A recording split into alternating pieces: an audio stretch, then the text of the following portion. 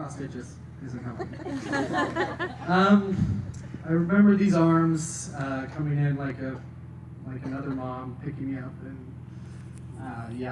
it just held me. And from that point forward, I remember two consistent voices: that of my mom and that of my second mom.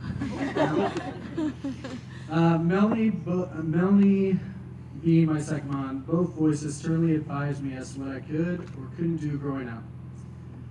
Let's fast forward 5 years. We are in a playhouse my dad built. We, meaning my brothers and I, and we were being given strict orders around how we can operate in this house. Despite the playhouse being outside, lots of animals, dirty boys, and weeds and flowers operating as play food, the large playhouse is immaculately clean. If you've seen Melanie House, you would understand this. In addition, Amy and Mel led us brothers to many other adventures in the outside world, not only in the playhouse, but also in the world of movies. Now, movies and TV were not allowed in our home, so they were strictly vetted. We had wonderful movies like Adventures in Odyssey, and a few movies were allowed, like Anne of Green Gables and The Man from Snowy River. Yeah, good. Yeah. My brothers and I were subjected to an alternate female universe through means of a 12 by 12 VHS player. I am still trying to recover from this, but I'm finally glad to see that Mel has found her Gilbert Blythe and Jim Craig. Casey, we can work on your horseback riding and your cracking. That would be fun. In junior high, I had the privilege of riding to school with Melanie every morning. This is where I learned of Melanie's rebellious acts as a high schooler. Many of you wouldn't expect this, as I didn't, as a younger brother. She was in a band. She hung out with guys who drove fast cars and had loud stereo systems. She came home way after curfew and even slept around. To clarify, the band was the worship team at Valley Christian. She would sit in a Chevy Nova blaring Garth Brooks.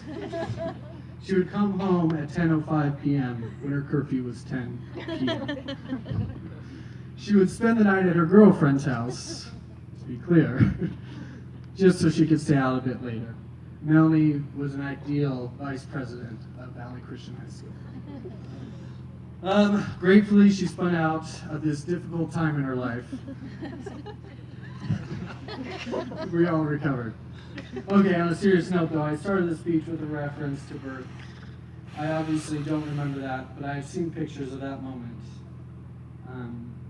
They say a picture says 1,000 words, and I have many of my upbringing with Mel.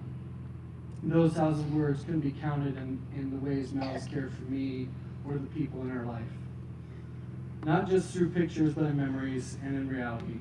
Yes, I was joking about Mel being a second mom, and yes, if you watch home videos, she loved bossing us brothers around. But if you've seen her as a mom, words do not express how proud I am of you. How proud I am to see you navigate how to care for them best, how to wrestle with difficult decisions. And I don't know if you've seen these boys run around, but we love them. They are amazing. Many of you are here today because of Melanie's amazing gift of making you feel like the most important person in the room. And furthermore, she provides the space to make you feel cared for. Quite honestly, I don't know where she finds her capacity, but I have yet to meet a friend as my sister who hasn't told me how much they love her. So to finish up here, I will be honest in saying this is the hard part for me as a brother. I don't want to share this deal with you. I don't want to share my sister's sensitivity towards feelings, her thoughtfulness towards what I'm going through now, or empathy towards what I may be going through. Yet today, amongst many other days, I realized I never had that. I never had all of that. It's just an amazing way that you make others feel like they're the most important person in the room. And what a gift that is, and what a treasure that is to me, and what it has been. I am humbled by you as someone who has dealt with the worst, and yet still holds the capacity to be aware of and actually respond to other people's issues and needs. And what a testament to your character. What a gift she is, Casey. What a gift you are.